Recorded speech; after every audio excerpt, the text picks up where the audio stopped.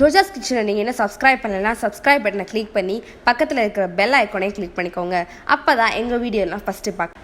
இன்றைக்கி நம்ம கிச்சனில் என்ன பார்க்க போகிறோம் அப்படின்னு பார்த்தீங்கன்னா, முந்திரி பருப்பு மக்கன்வாலா அப்படின்ற ஒரு ரெசிபி தான் பார்க்க போகிறோம். அதுக்கு தேவையான பொருட்கள் இப்போ என்னென்னு சொல்கிறேன், வாங்க பார்க்கலாம். 3 தக்காளியை கட் பண்ணி வச்சுருக்கேன்.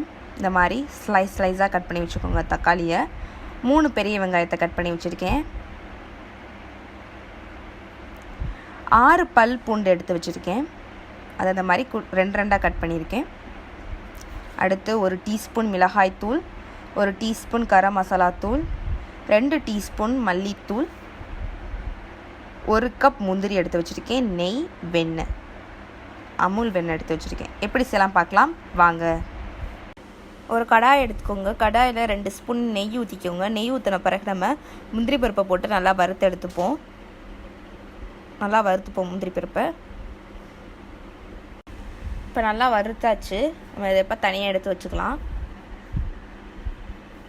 இப்போ நம்ம வறுத்தெடுத்த நெய்யிலே நம்ம வெள்ளைப்பூடு, வெங்காயம் இதெல்லாம் போட்டு வதக்கிப்போம். ஸோ ஃபஸ்ட்டு வெள்ளைப்பூடு நல்லா வதக்கிப்போம். வதக்கின பிறகு நம்ம வெங்காயத்தை சேர்த்துக்கலாம். கட் பண்ணி வச்சுருக்க வெங்காயத்தை சேர்த்துக்கோங்க. அதையும் நல்லா வதக்கிக்கோங்க.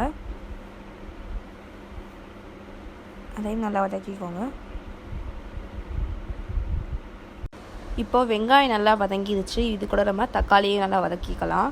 ஸோ தக்காளியும் ஆட் பண்ணிக்கோங்க. ஆட் பண்ணிவிட்டு அதையும் நல்லா வதக்கிக்கோங்க.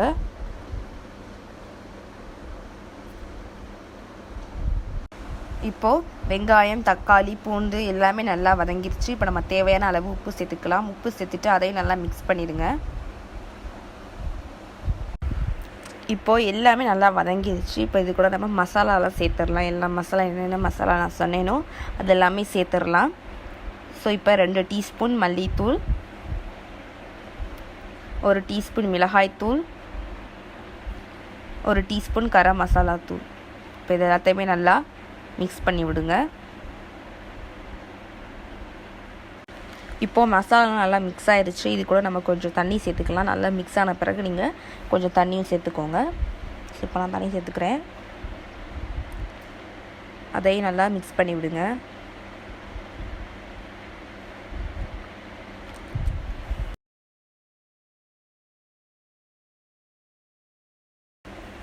இப்போ இது நல்லா கொதிச்சிருச்சு. இது கூட நம்ம வறுத்த முந்திரியை சேர்த்துடலாம். முந்திரியை சேர்த்துட்டு நல்லா மிக்ஸ் பண்ணி விடுங்க. மிக்ஸ் பண்ண பிறகு இதை ஒரு 5 நிமிஷம் நம்ம குக் பண்ணிக்கலாம்.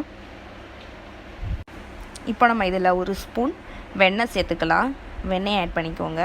பட்டர் சேர்த்துக்கலாம். சேர்த்துட்டு நல்லா மிக்ஸ் பண்ணி விடுங்க.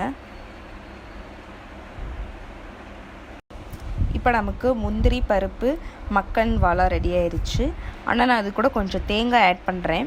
தேங்காய் பால் உங்களுக்கு தேவைன்னா நீங்கள் ஆட் பண்ணிக்கோங்க. வேணாம்னா ஒன்றும் பிரச்சனை இல்லை. நான் வேணுன்றதுக்காண்டி தேங்காய் ஆட் பண்ணிக்கிறேன். இப்போ தேங்காவை நல்லா மிக்ஸ் பண்ணிடுங்க. மிக்ஸ் பண்ண பிறகு ரெடி ஆயிடுச்சு.